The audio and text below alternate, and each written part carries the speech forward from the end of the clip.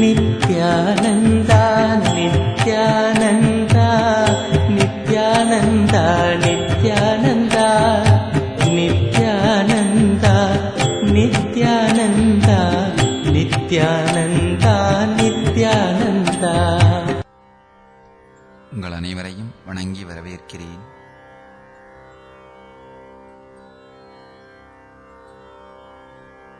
விழித்துக்கொள். இன்றைய தலைப்பு.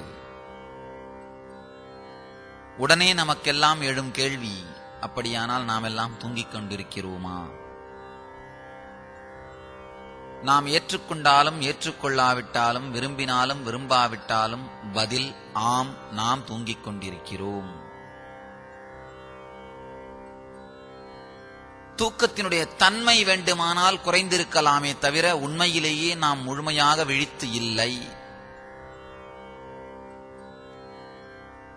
இரவு தூக்கத்தின் பொழுது தூங்குகின்ற அளவுக்கு தூங்கவில்லை என்பது வேண்டுமானால் உண்மையாக இருக்கலாமே தவிர முழுமையாக நாம் விழித்துக் கொண்டு இல்லை என்பதுதான் நிஜம். முழுமையாக நாம் விழித்துக் கொள்ளவில்லை என்பதுதான் சத்தியம். விழிப்பு என்றால் என்ன? தூக்கம் என்றால் என்ன? நம்முடைய பகுத்தறிவு, நம்முடைய தெளிந்த அறிவு நம்முடைய கட்டுப்பாட்டிற்குள் இல்லாமல் போகின்ற நேரத்தைத்தான் தூக்கம் என்று சொல்கின்றோம். தூக்கத்திற்குள் நீங்களாக நுழைய முடியாது, தானாகத்தான் விழ முடியும். உங்களுடைய பகுத்தறிவு, உங்களுடைய எண்ண ஓட்டம் உங்களுடைய கட்டுப்பாட்டில் இல்லாமல் இயங்காமல் போகின்ற நேரம்தான் தூக்கம். உங்களுடைய பகுத்தறிவு உங்களுடைய கட்டுப்பாட்டில் இல்லாமல் ஆனால் இயங்குகின்ற நேரம்தான் கனவு.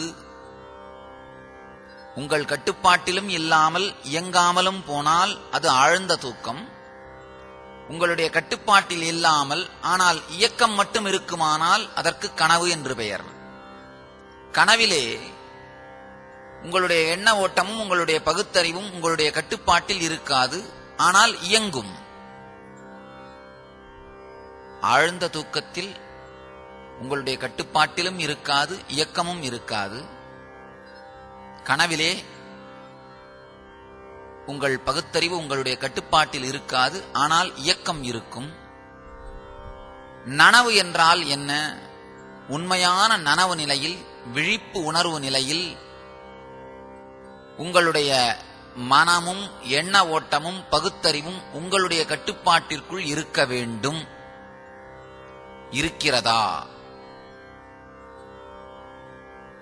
இருக்கிறதா என்ற கேள்விக்கு நமக்குள் விடையை தேடி பார்த்தோமானால் நாம் விரும்பாவிட்டாலும் இல்லை என்கின்ற பதிலைத்தான் சொல்ல வேண்டிய அவசியம் இருக்கின்றது. நம்முடைய பகுத்தறிவும் நம்முடைய மனமும் நம்முடைய எண்ண ஓட்டமும் நம்முடைய கட்டுப்பாட்டில் இல்லை எனும் பொழுது தெளிவாக நாம் உணர்ந்து கொள்ள வேண்டிய ஒரு விஷயம், நாம் விழித்துக் கொள்ளவில்லை, இன்னமும் கனவு நிலையில்தான் இருக்கின்றோம். சிறிது மேம்பட்ட கனவு நிலை, அவ்வளவுதான், வேற ஒண்ணும் இல்லை. சில நேரத்தில் பாத்தீங்கன்னா கனவு காணும் பொழுதே கூட, கனவு நடந்து கொண்டிருக்கும் பொழுதே கூட ஏதோ விழித்திருப்பது போல, கனவை கண்டுகொண்டிருப்பது போல, நாம் இந்த கனவை கண்டுகொண்டிருக்கின்றோம் என்கின்ற ஒரு உணர்வு இருக்கும். கனவு நடக்கும் பொழுதே கூட நாம் இந்த கனவை கண்டுகொண்டிருக்கின்றோம் அப்படிங்கிற ஒரு விழிப்பு நமக்கு இருக்கும். முழுமையான விழிப்புக்கு வரவில்லை என்றாலும், முழுமையான உணர்வுக்கு வரவில்லை என்றாலும், முழுமையான ஒரு தெளிந்த பகுத்தறிவு நம்முடைய கட்டுப்பாட்டில் இருக்கின்ற நிலையிலும் நாம் இருக்க மாட்டோம். இந்த அடிப்படையை, இந்த 2-3 விஷயங்களை புரிந்து கொண்டால் போதுமானது. ஆழ்ந்த தூக்கத்தில் நம்முடைய பகுத்தறிவு நம்முடைய கட்டுப்பாட்டில் இருக்காது, இயக்கமும் இருக்காது. கனவிலே பகுத்தறிவு நம்முடைய கட்டுப்பாட்டில் இருக்காது, ஆனால் இயக்கம் இருக்கும். உண்மையான நனவு, விழிப்பு நிலை என்பது நம்முடைய பகுத்தறிவும் எண்ண ஓட்டமும் மனமும் நம்முடைய கட்டுப்பாட்டில் இருக்கின்ற சூழல்தான். ஆனால் நம்முடைய வாழ்க்கையில் இன்னமும் அது நம்முடைய கட்டுப்பாட்டிற்குள் வரவில்லை என்றால் நாம் முழுமையாக விழித்துக் கொள்ளவில்லை. முழுமையான விழிப்பு நிலை நமக்குள் இன்னமும் ஏற்படவில்லை.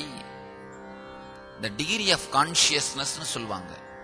நம்முடைய உணர்வு, நம்முடைய விழிப்புணர்வு எந்த அளவுக்கு விழித்திருக்கிறது, நம்முடைய மனமும் எண்ண ஓட்டமும் எந்த அளவுக்கு சீராகி இருக்கிறது அப்படிங்கிறத அளக்கும் முறை.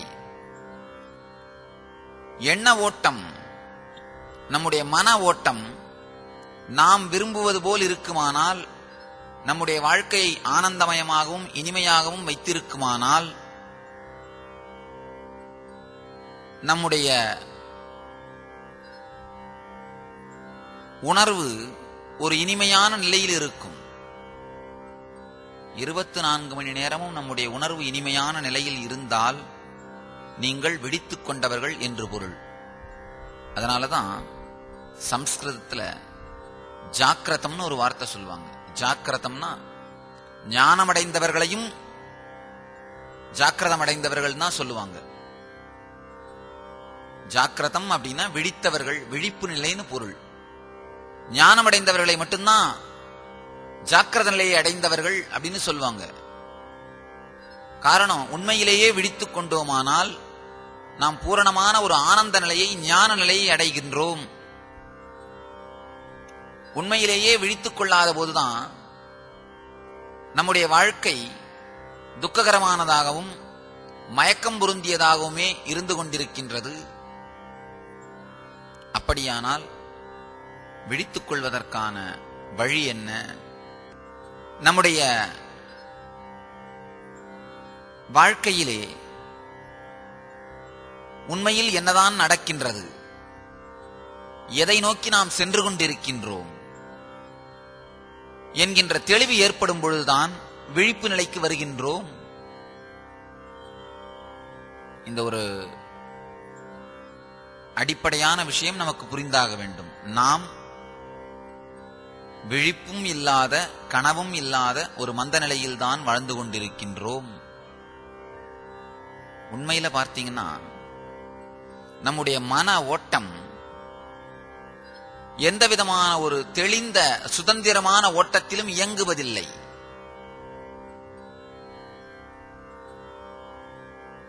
ஆழ்ந்த உங்களுடைய மனதை பார்த்தீர்களானால், ஆழ்ந்து உங்களுடைய மனதை கவனிப்பீர்களானால் நல்லா தெரிஞ்சுக்கலாம். ஒரே ஒரு குறிப்பிட்ட இயக்கம், ஒரு குறிப்பிட்ட செட்டப், ஒரு குறிப்பிட்ட ஒரே விதத்துல தான் இயங்கிக்கிட்டே இருக்கும் மனம். சுதந்திரமாக, புதுமையாக, நேரடியாக இயங்க முடியாது.